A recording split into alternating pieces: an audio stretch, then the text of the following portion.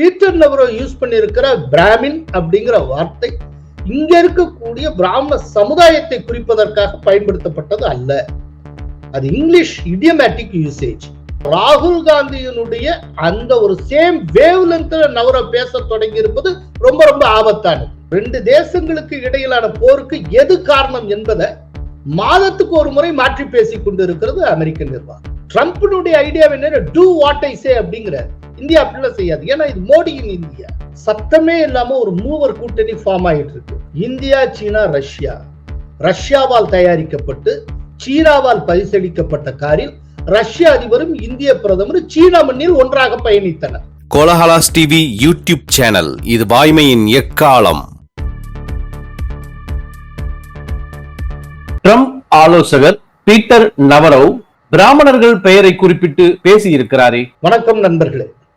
அமெரிக்க அதிபர் டொனால்ட் ட்ரம்பினுடைய வர்த்தக ஆலோசகர் பீட்டர் நவரோ செப்டம்பர் 1ஆம் தேதி, அதாவது திங்கட்கிழமை, ஃபாக்ஸ் நியூஸுக்கு ஒரு பேட்டி அளித்தார்.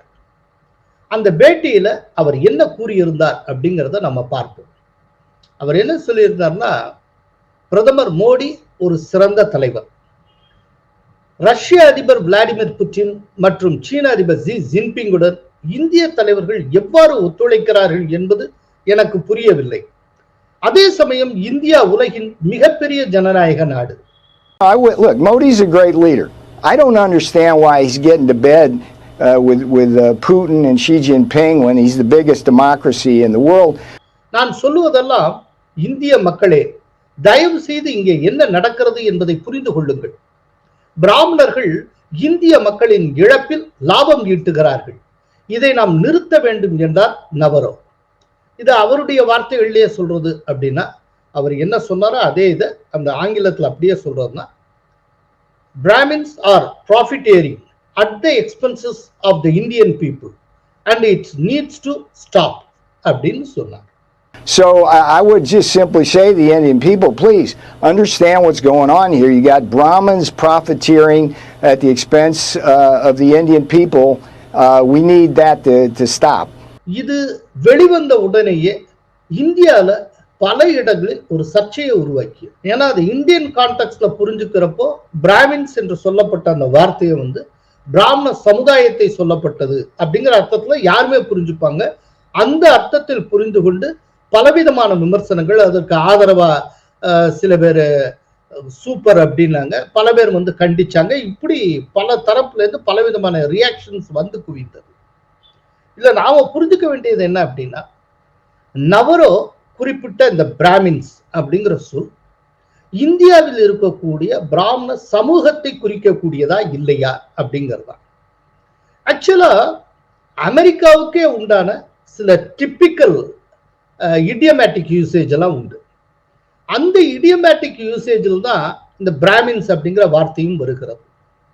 இப்ப பாத்தீங்கன்னா, இந்தியாவிலிருந்து போன பல்வேறு சொற்கள் இடியமேட்டிக் யூசேஜா இன்னைக்கு பயன்படுத்தப்பட்டு வருகிறது. For example, guru, management guru, business guru அப்படிங்கிற வார்த்தை அது இந்திய சொல். அதே போல பண்டிட், போல் பண்டிட், எலெக்ஷன் பண்டிட், பெரிய நிபுணர் அப்படிங்கறத குறிக்கிறதுக்கு பண்டிட் அப்படிங்கிற சொல்.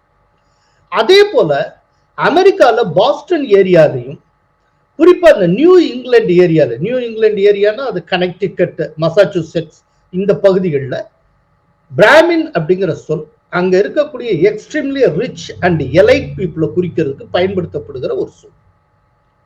இப்ப பாஸ்டன் பிராமின் அப்படின்னா அவர் போஸ்டன் பணக்காரன் அப்படின்னு அர்த்தம். அதை சொல்லுவதற்காக பயன்படுத்தப்படுகிற சொல். இன்னொன்னு, இதை யூஸ் பண்ணியிருக்க பீட்டர் நவரோ பாஸ்டன்ல இருந்து வந்தவர். அவர் ஒரு பாஸ்டன் வாசி.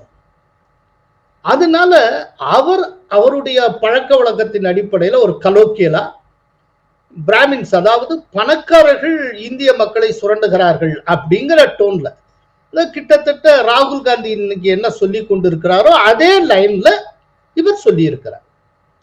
சோ இதுல நம்ம புரிஞ்சுக்க வேண்டியது என்ன அப்படின்னா, பீட்டர் நவரோ யூஸ் பண்ணியிருக்கிற பிராமின் அப்படிங்கிற வார்த்தை இங்க இருக்கக்கூடிய பிராமண சமுதாயத்தை குறிப்பதற்காக பயன்படுத்தப்பட்டது அல்ல. அது இங்கிலீஷ் இடியமேட்டிக் யூசேஜ், அவ்வளவுதான். இப்ப இது பற்றி சிவசேனையினுடைய, அதாவது உத்தவ் தாக்கரே சிவசேனையினுடைய முக்கிய தலைவர்களில் ஒருவரான பிரியங்கா சதுர்வேதி ரொம்ப அருமையா சில விஷயங்களை வெளிப்படுத்தி இருக்காங்க. அதாவது பிராமின்ங்கிறது ஒரு இடியோமேட்டிக் யூசேஜாவே கூட இருக்கலாம். ஆனால் அதிபருக்கு, அமெரிக்க அதிபருக்கு நெருக்கமான ஒருவர் அந்த விதமான சொல்ல ஒரு இந்தியன் கான்டெக்ட்ல யூஸ் பண்றார் அப்படிங்கிறப்போ அது ஒண்ணுமே தெரியாம அவர் யூஸ் பண்ணியிருப்பாரு. தற்செயலா தன்னுடைய பழக்க வழக்கத்தின் அடிப்படையில அவுட் ஆஃப் த ப்ளூ அவர் மாட்டில் யூஸ் பண்ணியிருப்பார் அப்படின்னு சொல்ல முடியாதுன்னு பிரியங்கா சதுர்வேதி சொல்லியிருப்பார். இது ஊன்றி கவனிக்கத்தக்கது. ஆக்சுவலா ஒரு அமெரிக்கன் கான்டெக்ட்ல இந்த சொல் அங்க இருக்கக்கூடிய ஆங்கில மொழியினுடைய இடியோமேட்டிக் யூசேஜ்ல ஒண்ணு. அதுல யாரும் இல்லைன்னு மறுக்கல. ஆனா அதை நவர பயன்படுத்தி இருக்கிறது இந்தியன் கான்டெக்ட்ல. இந்தியாவை பற்றி பேசுகிற போது அந்த வார்த்தையை பயன்படுத்துகிறார். இப்ப அதனாலதான் பிரியங்கா சதுர்வேதி என்ன சொல்றாரு அப்படின்னா, அவர் அதிபருக்கு அட்வைசர், ஒவ்வொரு சொல்லையும் எண்ணி கவனமாக பயன்படுத்தக்கூடிய ஒரு பொறுப்பில் இருக்கிறவர். அவர் இந்தியன் கான்டெக்ட் படி பேசுறப்போ என்னுடைய இடியோமேட்டிக் யூசேஜ் இது, நான் பணக்காரன் சொல்றதுக்காகத்தான் இதை பயன்படுத்தினேன் அப்படின்னு சொல்லிட்டு போயிட முடியாது. இந்தியன் கான்டெக்ட்ல அவர் யூஸ் பண்றப்போ இந்த பிராமின் என்கிற சொல் என்ன விதமான அர்த்தத்தை கொடுக்கும் அப்படிங்கறத உணராமலேயே, ஒன்றும் அறியாமலேயே நவரோ பேசினார் அப்படிங்கிறத நான் நம்ப தயாராக இல்லை அப்படின்னு சொல்லியிருக்கேன். இதுல ஒண்ணு கவனிக்கணும். இதுல நவரோவுக்கு ரெண்டு விதமான இது இருக்கு. என்ன அப்படின்னா, இந்தியன் கான்டெக்ட்ல லேசா ஹிட் பண்ணணும், இங்க ஒரு சலசலப்பை உருவாக்கணும் அப்படிங்கிற நோக்கத்தையும் நிறைவேற்றின மாதிரி ஆச்சு. ஆனா ரொம்ப நெருங்கி போய் என்னையா இப்படி பேசின அப்படின்னு கேட்டா, இல்லைங்க எங்க இதுல இடியோமேட்டிக் யூசேஜ் இப்படி தாங்க, பணக்காரனை சொல்றதுக்கு நாங்க பயன்படுத்துற வார்த்தை அப்படின்னு சொல்லிட்டு தப்பிச்சுக்கவும் முடியும். இது எவ்வளவு கிளவரா விளையாடி இருக்காருன்னு பாருங்க. இன்னொன்னு இதுல கவனிக்க வேண்டியது, ராகுல் காந்தி இப்ப தொடர்ந்து கையில எடுத்துக்கிட்டு இருக்காரு ஒரு ஆயுதம், அதானி அம்பானி. மோடி அதானிக்கு ஆதரவாக அம்பானிக்கு ஆதரவாக இருக்க, ஏழைகளுக்கு எதிராக இருக்கிறானே தொடர்ந்து சொல்லிட்டு இருக்காருல்ல. இப்போ அதே டோன்ல நவரோ பேசி இருக்கிறார். என்ன பொறுத்தளவுல என்னன்னா, நவரோ இந்த பிராமின் ஒரு வார்த்தை யூஸ் பண்ண கூட பெரிய விஷயமா படல. ஆனா ராகுல் காந்தியினுடைய அந்த ஒரு சேம் வேவ் லென்த்ல நவரோ பேச தொடங்கி இருப்பது ரொம்ப ரொம்ப ஆபத்தானது. முழுக்க முழுக்க அமெரிக்கா பணக்காரர்களை நம்பின ஒரு நாடு, அது 100% ஒரு முதலாளித்துவ நாடு. திடீர்னு நவரோ சொல்லுகிறார், இந்திய மக்களுடைய at the cost of Indians அங்க இருக்கிற பணக்காரர்கள் பிழைத்து கொண்டிருக்கிறார்கள், நாம் இதை நிறுத்தி ஆக வேண்டும் அப்படின்னு. இப்ப அமெரிக்கால ஆயில் விற்கிறது, ஆயில் வாங்குறது, ஆயில சுத்திகரிக்கிறது ஃபுல்லா யாரு? அமெரிக்கால ஆயுத தளவாட தொழிற்சாலைகளை தனியார் தான் நடத்திக்கிட்டு இருக்காங்க. ஒவ்வொருத்தரும் சொந்தமா தனக்கென்று பாதுகாப்புக்கு ஆயுதம் வைத்துக் கொள்ளலாம், துப்பாக்கி வைத்துக் கொள்ளலாம் அப்படிங்கிறதே தனியார் வசம் இருக்கக்கூடிய டிஃபென்ஸ் மேனுஃபேக்சரிங் செக்டரை வாழ வைக்க வேண்டும் என்கிற நோக்கத்துக்காகவே ஒவ்வொருத்தரும் துப்பாக்கி வச்சுக்கலாம் அப்படிங்கிறத ஒரு சட்டமாகவே வைத்திருக்கிறார்கள். அதனால துப்பாக்கி வாங்குறதுக்கு இங்க லைசன்ஸ் கூட தேவையில்லை. 100% முதலாளித்துவ நாடு அமெரிக்கா. ஆனால் அந்த அதிபருடைய இன்னொன்னு, அவங்க அதிபரே ஒரு பெரிய பிசினஸ் மேன், அவர் ரியல் எஸ்டேட்ல பெரிய கிங். யாரு? Donald Trump. இந்தியாவில் அவருடைய ட்ரம்ப் கம்பெனி இந்தியாவில் ரியல் எஸ்டேட் பிசினஸ் இன்னமும் பண்ணிட்டு இருக்காங்க. பல்வேறு மிகப்பெரிய கம்பெனிகளோட கொலாபரேட் பண்ணி பண்ணிட்டு இருக்காங்க. இவர் என்னமோ திடீர்னு சொல்லுகிறார், Brahmins are profiteering at the expense of the Indian people அப்படின்னு. இந்திய மக்களை விலையா கொடுத்து இங்க பணக்காரர்கள் ஏதோ உறிஞ்சி கொண்டு இருக்கிறார்கள் அப்படிங்கிற சொல்ற. திடீர்னு இந்த ஏழை பணக்காரங்கிற ஒரு பைனரியை முன்வைக்கிறார் இல்லையா, இது கிளியர் கட்டா ராகுல் எடுக்கக்கூடிய லைன். சோ எனக்கு இருக்கிற சந்தேகம், காங்கிரசுக்கும் இப்ப இருக்கக்கூடிய டொனால்ட் ட்ரம்ப் நிர்வாகத்துக்கும் இடையில ஒரு ரகசியமான நெக்சஸ் இருக்கிறது, ஒரு தொடர்பு இருக்கிறது அப்படின்னு நான் சந்தேகிக்கிறேன். அந்த சந்தேகத்தை உறுதிப்படுத்துவதாகத்தான் நவரோவுடைய அந்த இன்டர்வியூ அமைந்திருக்கிறது. கூடவே நவரோ உக்ரைன் போர் என்பது மோடி நடத்தும் போர் என்று கூறியிருக்கிறாரே, கவனித்தீர்களா? எஸ், இது ரொம்ப வேடிக்கையான ஒரு விஷயம். என்னன்னா, முதல்ல ஆரம்பத்துல அமெரிக்கா உள்பட மேற்கத்திய நாடுகள் எல்லாம் இந்த போருக்கு காரணம் ரஷ்யா என்று கூறினர். ஏன்னா ரஷ்யா தான் படையெடுத்தது, அதனால போருக்கு காரணம் ரஷ்யாவாகத்தான் இருக்க முடியும் அப்படி சொன்னாங்க. அதுக்கப்புறம் இடையில இந்த போருக்கு காரணம் ஜெலன்ஸ்கி, அவர் ஒரு சர்வாதிகாரின்னு டொனால்ட் ட்ரம்பே கூறினார். ஜெலன்ஸ்கி தான் இந்த போருக்கு காரணம். You're gambling with the lives of millions of people. You're gambling with World War III. You're gambling with World War III. And what you're doing is very disrespectful to the country, this country. இவ்வளவு அவர் சொல்லியிருக்கிறார்.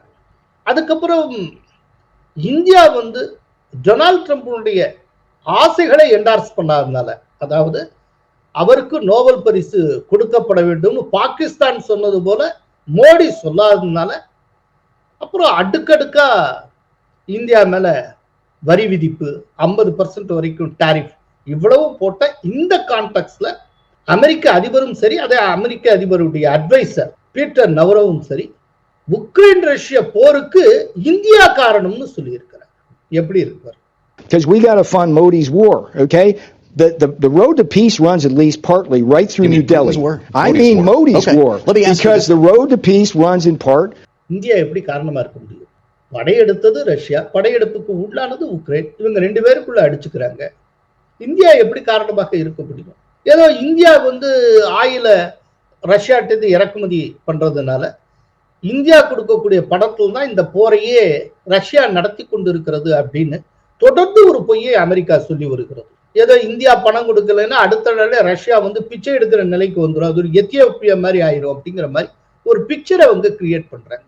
இந்தியாவை காட்டிலும் அதிகமாக எண்ணெயை இறக்குமதி செய்கிறது சீனா. ரஷ்யாட்டே தான் அவங்க அவ்வளவு எண்ணெய். சீனாவை சொல்றதுக்கு பயப்படுறாங்க, சீனாவை பத்தி பேசல. ஐரோப்பிய யூனியன் நாடுகள், ஏராளமான நாடுகள் அங்கிருந்து எரிபொருள், குறிப்பா எரிவாயுவை ரஷ்யாவிடமிருந்து இறக்குமதி செய்கின்றன. அதை பத்தி பேசல. ஏன் அவ்வளவு வேண்டாம், அமெரிக்காவே சில முக்கியமான பொருட்களை ரஷ்யாவிடமிருந்து இறக்குமதி செய்கிறது. அதை இந்திய வெளியுறவுத்துறையை சுட்டிக்காட்டி இருக்கிறது. அதைத்தான் டொனால்ட் ட்ரம்ப்கிட்ட ஒரு நிருபர் நேரடியா ஒயிட் ஹவுஸ்ல வச்சு கேள்வி கேட்கிறார். இப்படி இந்தியா சொல்லியிருக்கே, ரஷ்யாட்டேருந்து நாங்க இறக்குமதி செஞ்சீங்கன்னா எங்க மேல டாரிஃப் போடுறீங்க, அமெரிக்காவே அது போல இறக்குமதி செய்கிறதே, அதற்கு என்ன செய்ய போகிறீர்கள் அப்படின்னு இந்தியா கேட்டு இருக்கிறதே என்கிற கேள்விக்கு டொனால்ட் ட்ரம்ப் சொன்ன பதில், அப்படியா எனக்கு ஒன்றும் தெரியல, நான் செக் பண்ணிட்டு ஃபைல்ஸை பார்த்து அப்புறம் பேசுறேன் அப்படின்னு. India says that the US imports Russian uranium, chemicals, fertilizers, while criticizing their energy imports. Your response to that, sir? I don't know anything about it. I'd have to check, but we'll get back to you on that. Yeah, please. Mr. President, Yeah, go ahead. So, ரெண்டு தேசங்களுக்கு இடையிலான போருக்கு எது காரணம் என்பதை மாதத்துக்கு ஒரு முறை மாற்றி பேசிக் கொண்டிருக்கிறது அமெரிக்க நிர்வாகம். முதல்ல ரஷ்யாவே காரணம், அப்புறம் ஜெலன்ஸ்கியே காரணம், இப்போ மோடியே காரணம். இன்னும் 2 மாசம் கழிச்சு ட்ரம்பே காரணம்னு சொன்னாலும் கூட மறந்தாப்புல சொல்லலாம், அதற்கும் வாய்ப்பு உண்டு. இவ்வளவு ஒரு அபத்தமான ஒரு நிலைப்பாட்டுல இவ்வளவு மோசமா இப்படி அப்படியுமா சாயக்கூடிய ஒரு அமெரிக்க நிர்வாகத்தை இதுவரைக்கும் அமெரிக்கா கண்டதில்லை. ஒவ்வொரு நாளும் ஒவ்வொரு விதமாக பேசிக் கொண்டிருக்கிறார். இன்னொன்று, ரஷ்யாவிடமிருந்து நாம ஆயில எவ்வளவு தூரம் இறக்குமதி பண்ணியிருக்கோம் அப்படிங்கிறதுக்கான ட்ராக் ரெக்கார்டை செக் பண்ணணும். 2022க்கு முன்பு வரை இந்தியா ரஷ்யாவிடமிருந்து ரொம்ப அதிகபட்சம் 2% மேல ஆயில இறக்குமதி செய்ததே கிடையாது.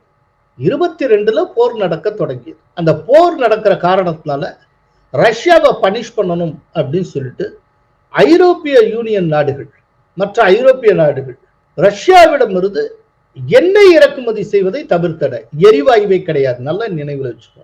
எண்ணெய் இறக்குமதி செய்வதை தவிர்த்தன. அந்த காலகட்டத்துல நம்ம மற்ற நாடுகள்கிட்ட இருந்து தான் வாங்கிட்டு இருந்தோம், ரஷ்யாட்ட இருந்து வாங்கல. இப்போ ஐரோப்பிய யூனியன் நாடுகள் மற்ற மேற்கு நாடுகள் ரஷ்யாட்ட இருந்து எண்ணெய் வாங்குவதை தவிர்த்ததும் நாம ரெகுலரா வாங்கிட்டு இருக்க நாடுகள்கிட்ட அவங்க மொத்தமா பர்ச்சேஸ் பண்ண ஆரம்பிச்சாங்க. இதனால நமக்கு எண்ணெய் வரத்து நின்றது. நம்ம வழக்கமா வாங்கக்கூடிய சோர்ஸ் நம்ம வாங்க முடியாத ஒரு சூழ்நிலை ஏற்பட்டது. ஏன்னா அந்த இடத்தை யூரோப்பிய யூனியன் ஆக்கிரமித்துக் கொண்டது. ஆனா இங்க இருக்கிற மக்களுக்கு, இந்திய மக்களுக்கு பெட்ரோல் டீசல் கொடுத்தாகணும். இப்ப என்ன பண்றது? இப்படிப்பட்ட சூழ்நிலையில ரஷ்யாவுக்கு ஒரு பிரச்சனை.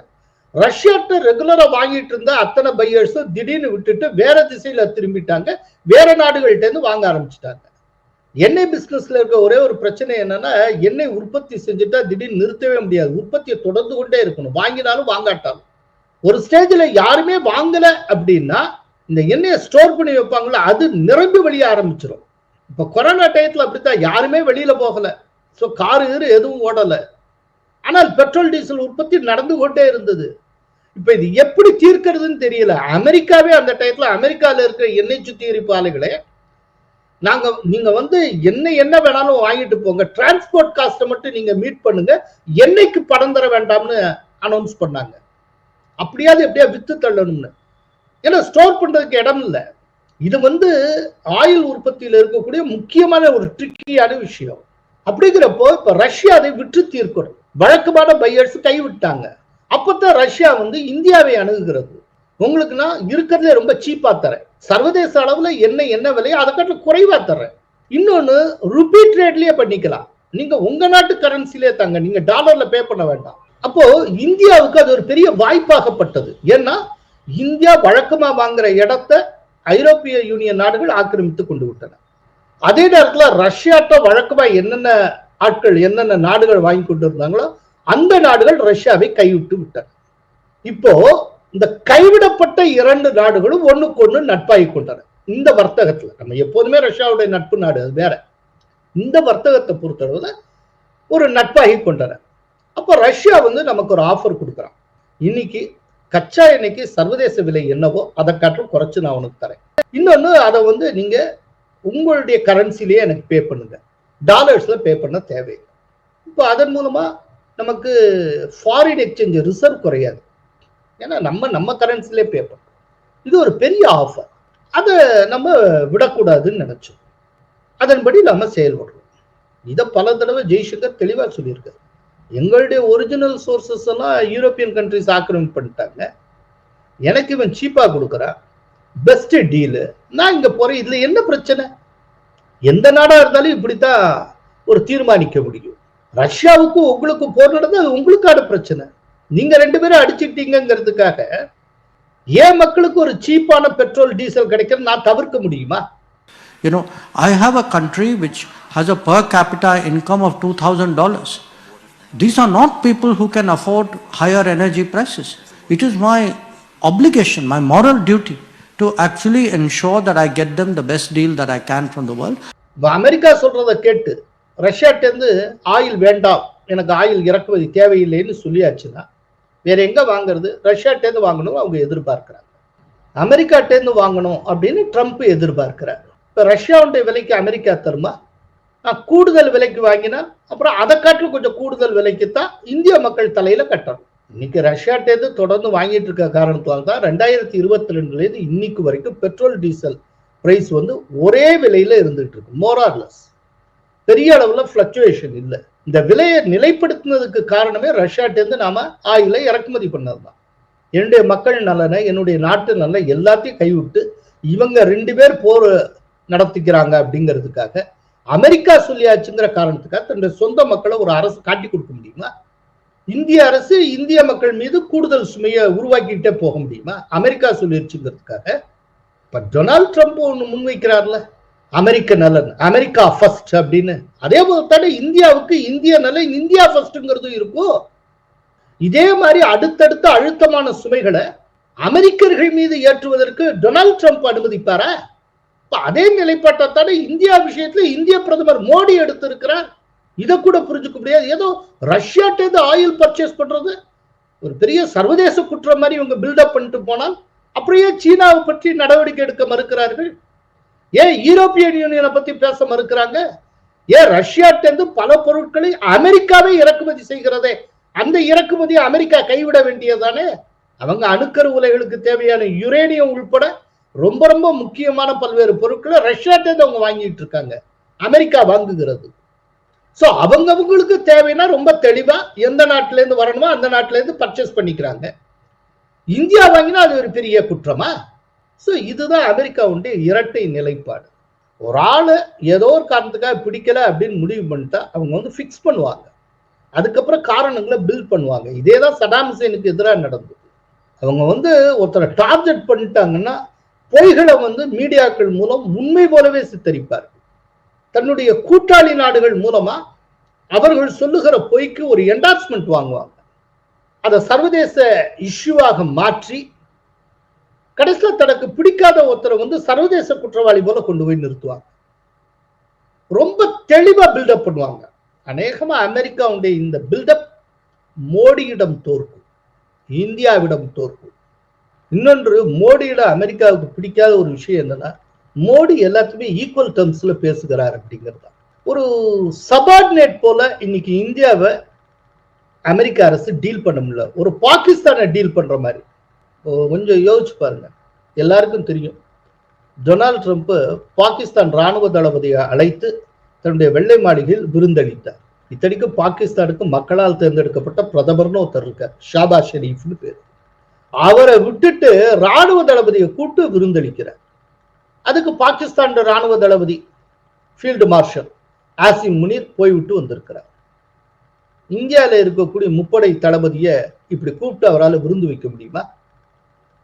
முப்படை தளபதி மத்திய அரசனுடைய, இந்திய அரசனுடைய சம்மதம் இல்லாம அங்க போயிடுவாரா? இங்க கூப்பிடுனா நீங்க மோடியைத்தான் கூப்பிட்டாகணும். ஆனால் அதே நேரத்துல பாகிஸ்தான்ல டொனால்டு ட்ரம்ப் நினைச்சா யாரை வேணாலும் அழைக்க முடியும். என்னை விட்டுட்டு எப்படி ஆசிம் முனீரை அழைக்கலாம் அப்படின்னு கேட்கக்கூடிய கட்ஸ் பாகிஸ்தான்ல இருக்க பிரதமர் ஷாபாஸ் ஷெரீப் கிடையாது. ஏன்னா அவர் ஒரு கையேந்தி பவன், ஒவ்வொரு எல்லா நாட்டிலும் பிச்சை எடுத்துக் கொண்டு இருக்க பாகிஸ்தான். அது பாகிஸ்தான் பிரதமரை சுட்டி காட்டி இருக்கிறார்.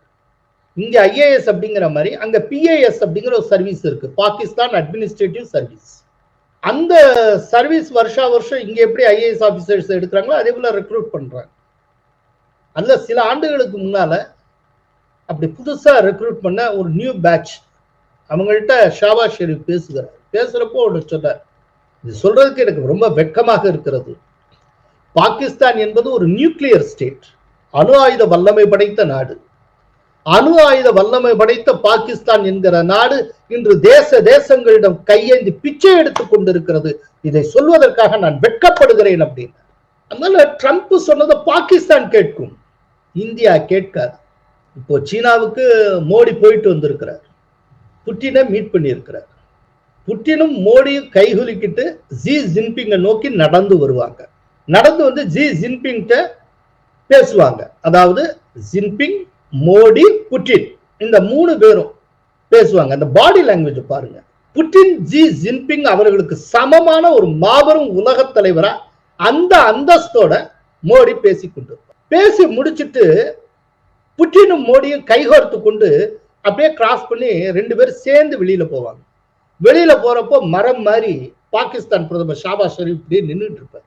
அவர் யாரு திரும்பி கூட பார்த்திருக்க மாட்டாங்க, கண்டுக்க மாட்டாங்க. மோடி ஒரு சமமான தன்மையோட புட்டினோட கைவிட்டு சிரிச்சுட்டு பேசிட்டு போயிட்டு இருப்பார். இதுதான் மோடி. மோடி எந்த ஒரு பெரிய நாடா இருந்தாலும் சரி அத்தனை ஈக்குவல் டேர்ம்ஸ்ல பேசுகிறார். இந்த ஈக்குவல் டேர்ம்ஸ்ல பேசுகிறார் அப்படிங்கிறது தான் எரிச்சல் அமெரிக்காவுக்கு. ட்ரம்ப்னுடைய ஐடியா என்ன, டூ வாட் ஐ சே அப்படிங்கிற, நான் சொன்ன நீ செய் அப்படின்னு. இந்தியா அதுக்கு ஏற்ற நாடு இல்லை. இந்தியா அப்படிலாம் செய்யாது. ஏன்னா இது மோடியின் இந்தியா. மோடி எதையும் ஈக்குவல் டேர்ம்ஸ்ல பேசணும் அப்படின்னு நினைக்கக்கூடியவர், செய்து காட்டக்கூடியவர் அப்படின்னு நான் சொல்றதுக்கு ஒரு உதாரணம் சொல்றேன். 2019 டொனால்டு ட்ரம்ப் நிர்வாகம் இந்தியாவுக்கு கொடுத்து வந்த வர்த்தக ரீதியான சிறப்பு அந்தஸ்தை நீக்கியது. உடனே இம்மிடியட்டா மோடி நிர்வாகம் என்ன தெரியுமா செய்தது? அமெரிக்காவிலிருந்து இந்தியாவுக்கு இறக்குமதி ஆகக்கூடிய apple, dry fruits, nuts, walnut இந்த மாதிரியான பொருட்களுக்கு திடீர்னு வரியை கூட்டினார். பதிலடி. இதெல்லாம் இதுக்கு முன்னால இந்தியாவில் நடந்ததே இல்லை. அமெரிக்கா செஞ்சதுக்கு பதிலடியா இங்க ஒரு டாரிஃபை கூட்டுவாங்க அப்படிங்கிற அந்த விஷயம்லாம் இந்தியாட்டேருந்து யாருமே எதிர்பார்த்ததில்லை. அது ட்ரம்புக்கு ஒரு பெரிய அதிர்ச்சியாக இருந்தது. இப்ப கூட நிறைய பேர் கேட்கிறாங்க, அமெரிக்க நிர்வாகம் இப்ப இந்திய பொருட்களுக்கு 50% டாரிஃப் விதிச்சிருக்கே, இதுக்கு பதிலடியா இந்தியா ஏன் அமெரிக்காவிலிருந்து இறக்குமதி ஆகும் பொருட்களுக்கு டாரிஃபை திடீர்னு கூட்டல அப்படின்னு. இதுக்கு முன்னாலேயே 2019 இது போல பதிலடி கொடுத்தவர் மோடி, டாரிஃபை கூட்டினவர் மோடிங்கிறத மறந்துடக்கூடாது. இந்த தடவை ஏன் கூட்டல அப்படின்னா அதுக்கு ஏதாவது டாக்டிக்கல் ரீசன் இருக்கும். ஏதோ ஒரு காரணத்துக்காக அவர் காத்து கொண்டு இருக்கிறார். சரியான நேரத்துல பதிலடி கொடுக்கக்கூடும். ட்ரம்பினுடைய எரிச்சலுக்கு முதல் காரணம் இது. 2வது, ட்ரம்பினுடைய நோபல் பரிசு கனவுல மண்ணள்ளி போட்டவர் மோடி. இதெல்லாம் சேர்ந்துதான் இன்னைக்கு கடைசியில் நவரோ பிராமின்னு சொல்ற வரைக்கும் கொண்டு போய் சேர்த்திருக்கு. ராகுல் காந்தி லைன்ல சிந்திக்கக்கூடிய அளவுக்கு டொனால்டு ட்ரம்ப் நிர்வாகத்தை கொண்டு வந்து சேர்த்திருக்கிறது. எப்படி இந்தியாவுக்குள் தொடர்ந்து ராகுல் காந்தியுடைய கட்சி தோல்வி அடையுமோ அதுபோல ட்ரம்பினுடைய நிர்வாகம் தன்னுடைய முயற்சிகள் அனைத்திலும் தோல்வி அடையும். ட்ரம்ப் ப்ராப்பர் ரீசன்ஸ் இல்லாமலேயே இந்தியாவை தேவையில்லாமல் பகைத்துக் கொண்டிருக்கிறார். இதன் மூலம் இந்தியாவை சீனாவுக்கு நெருக்கமாக ட்ரம்ப் மாற்றி இருக்கிறார். இப்படி சொல்லலாம், உக்ரைன் ரஷ்யா போருக்கு இந்தியா காரணம் அப்படிங்கிற மாதிரி சீன இந்திய நட்புக்கு ட்ரம்ப் காரணம் அப்படி சொல்லிக்கலாம். SCO இந்தியாவுக்கு வெற்றியா? திட்டவட்டமாக வெற்றி. அல்ல இம்மிடியேட் இண்டிகேட்டர் நமக்கு கிடைச்சிருக்கு. என்னன்னா SCO கூட்டறிக்கை ஜாயிண்ட் ஸ்டேட்மெண்ட் வெளியிடப்பட்டது. அதுல பகல்காம் தாக்குதல் தெளிவாக கண்டிக்கப்பட்டிருக்கிறது. இந்த தாக்குதலுக்கு காரணமானவர்கள், அந்த தாக்குதலை ஆதரித்தவர்கள் அத்தனை பேரும் நீதியின் முன் நிறுத்தப்பட வேண்டும் என்று அதுல எழுதப்பட்டிருக்கிறது. இது SCO அமைப்பில் இந்தியாவுக்குள்ள செல்வாக்கை காட்டுகிறது.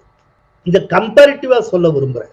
இந்த ஆண்டு ஜூன் மாதம் ஷாங்காய் ஒத்துழைப்பு அமைப்பினுடைய அதாவது SCO டிஃபென்ஸ் மினிஸ்டர்ஸ் நிலையிலான மாநாடு நடைபெற்றது.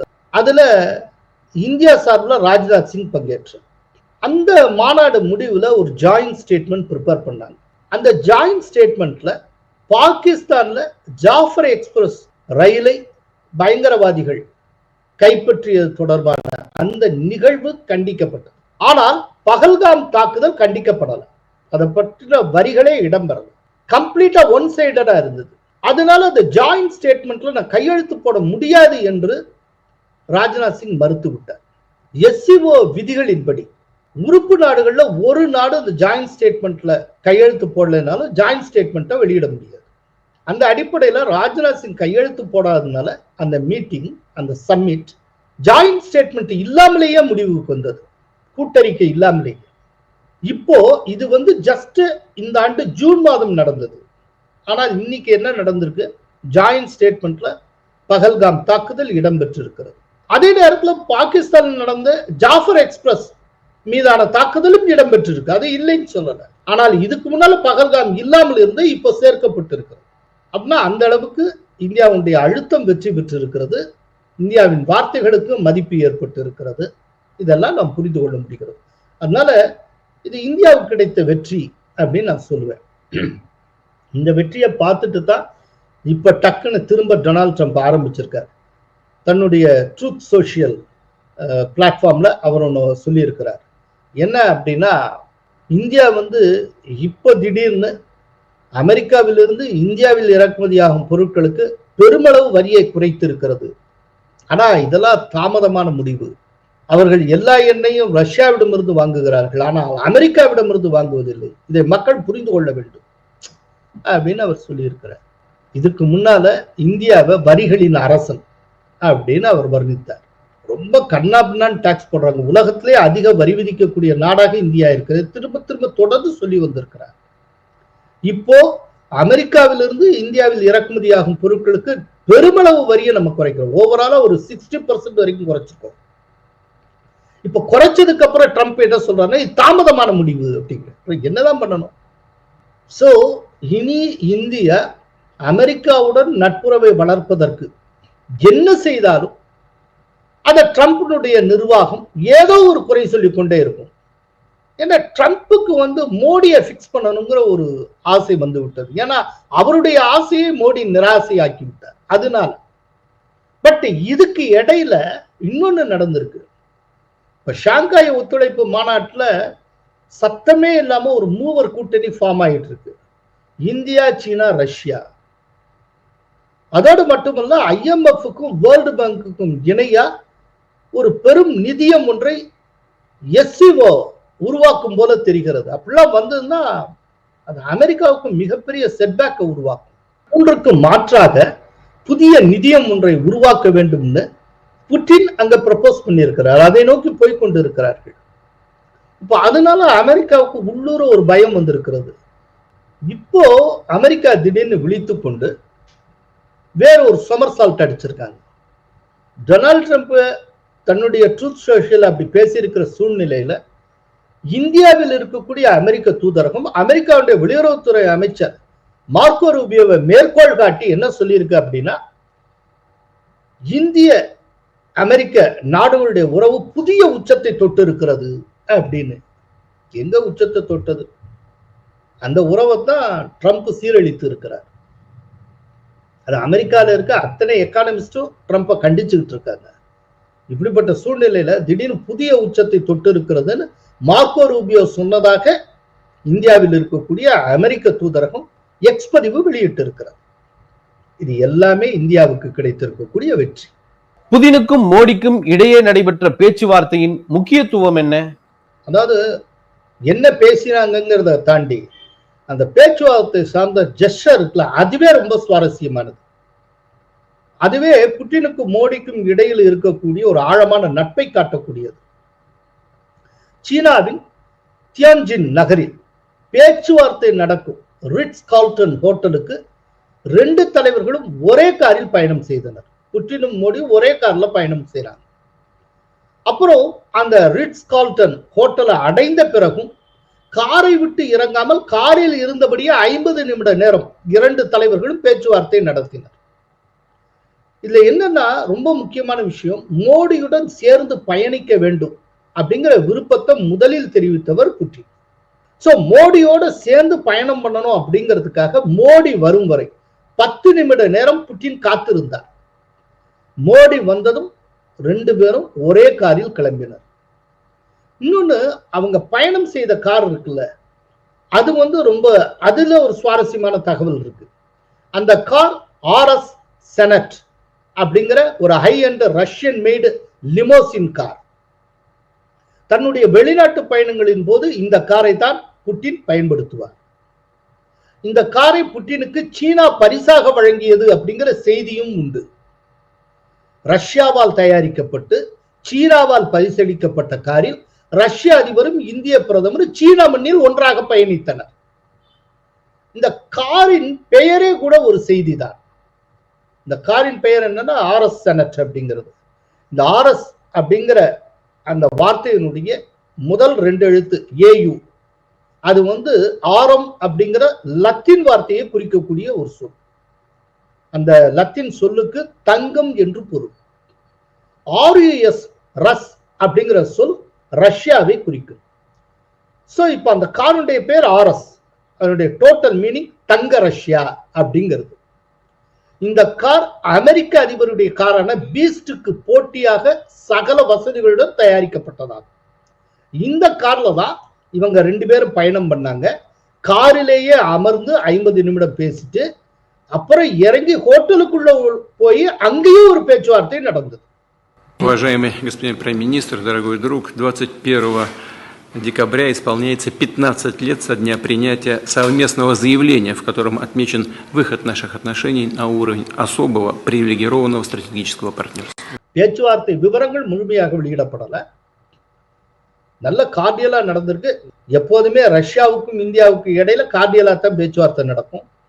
ஆனால் இப்போ அமெரிக்க அதிபர் 50% அப்படின்னு போட்டு மிரட்டிட்டு இருக்கிற சூழ்நிலையில அதை எப்படி ஓவர் கம் பண்றது அப்படிங்கறத பற்றி இவங்க ரொம்ப டெசிசிவா ஏதேனும் முடிவு எடுத்திருப்பாங்க அப்படின்னு அத்தனை பேரும் எதிர்பார்க்கிறார்கள்.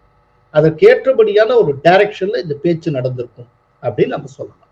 தங்கம் விலை எகிரிக்கொண்டே போகிறது, என்ன காரணம்? அதாவது சென்னையில ஆபரண தங்கத்துடைய விலை திங்கட்கிழமை பவுனுக்கு 680 ரூபாய் உயர்ந்து 77,640க்கு விற்பனையாகி புதிய உச்சத்தை தொட்டது. இதன் மூலம் கடந்த 8 மாதங்களில் தங்கத்தின் விலை பவுனுக்கு 20,240 ரூபாய் உயர்ந்திருக்கிறது. சென்னையில இந்த ஆண்டு தொடக்கத்துல, அதாவது ஜனவரி மாசம், ஒரு பவுன் தங்கம் 57,200 ரூபாய்க்கு விற்பனையானது. ஜனவரி 22ஆம் தேதி தங்கத்தின் விலை முதன்முறையாக ஒரு பவுன் தங்கத்தினுடைய விலை ரூபாய் 60,000 கிராஸ் பண்ணியது. மார்ச் 14ஆம் தேதி 65,000 ரூபாய்க்கும், ஏப்ரல் 12ஆம் தேதி 70,160 ரூபாய்க்கும், ஆகஸ்ட் 1ஆம் தேதி 73,200க்கும் விற்பனையானது. இந்த சூழ்நிலையில் இந்தியா மீதான அமெரிக்க அரசின் 50% கூடுதல் வரி விதிப்பு கடந்த ஆகஸ்ட் 27ஆம் தேதி முதல் அமலுக்கு வந்தது. இதனால் அமெரிக்க டாலருக்கு நிகரான இந்திய ரூபாயினுடைய மதிப்பு மிகப்பெரிய சரிவை கண்டது. திங்கட்கிழமை நிலவரப்படி டாலருக்கு நிகரான இந்திய ரூபாயின் மதிப்பு 87.96 ரூபாயாக சரிந்தது. இதன் காரணமாக தங்கத்தின் விலை தொடர்ந்து எகிரிக்கொண்டே போகிறது. ஆகஸ்ட் 26ஆம் தேதி பவுனுக்கு ரூபாய் 400 உயர்ந்து 74,840 ரூபாய்க்கும், ஆகஸ்ட் 27ஆம் தேதி பவுனுக்கு ரூபாய் 280 உயர்ந்து ரூபாய் 75,120க்கும், ஆகஸ்ட் 28ஆம் தேதி பவுனுக்கு ரூபாய் 120 உயர்ந்து ரூபாய் 75,240க்கும், ஆகஸ்ட் 29ஆம் தேதி பவுனுக்கு 1040 ரூபாய் உயர்ந்து 76,280 ரூபாய்க்கும், ஆகஸ்ட் 30ஆம் தேதி பவுனுக்கு 640 ரூபாய் உயர்ந்து ரூபாய் 76,960க்கும் விற்பனையானது. செப்டம்பர் 1ஆம் தேதி, அதாவது நேற்றைக்கு தங்கம் விலை பவுனுக்கு 680 ரூபாய் உயர்ந்து 77,640க்கு விற்பனையாகி ஒரு புதிய உச்சத்தை தொட்டது. இதன் மூலமாக கடந்த 8 மாதங்களில் தங்கத்தின் விலை பவுனுக்கு 20,240 ரூபாய் உயர்ந்திருக்கிறது. அதிலும் கடந்த ஒரு மாதத்தில் மட்டும், அதாவது ஆகஸ்ட்ல மட்டும் தங்கத்தின் விலை பவுனுக்கு 4,440 ரூபாய் உயர்ந்திருக்கிறது. அமெரிக்க அதிபராக டொனால்ட் ட்ரம்ப் பதவியேற்ற நாள் முதலே அவரது புதிய அறிவிப்புகளின் எதிரொலியாக தங்கத்தின் விலை தொடர்ந்து உயர்ந்த வண்ணம் உள்ளது. இதனால் சாதாரண நடுத்தர மக்களுக்கு தங்கம் என்பது எட்டாக்கனியாக மாறிவிட்டது. நன்றி, வணக்கம். கோலஹலாஸ் டிவி யூடியூப் சேனல், இது வாய்மையின் எக்காலம்.